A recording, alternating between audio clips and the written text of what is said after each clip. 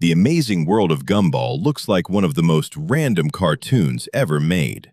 But what if I told you that hidden underneath all the jokes, weird characters, and absolute chaos is a surprisingly dark idea?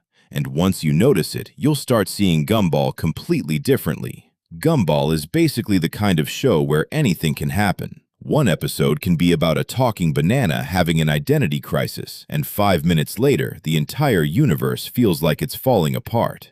But that randomness is actually what makes the show so clever, because Gumball constantly plays with the idea that its world doesn't follow normal rules. Characters can change animation styles, backgrounds can suddenly look completely different, and sometimes the characters themselves seem aware that something about their world is wrong.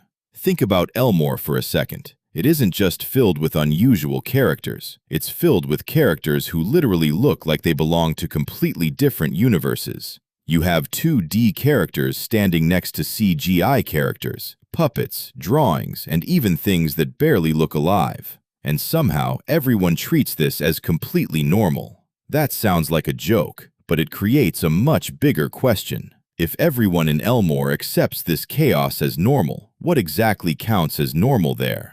And this is where the show gets even more interesting. Gumball frequently breaks the fourth wall and plays with the fact that he's inside a cartoon.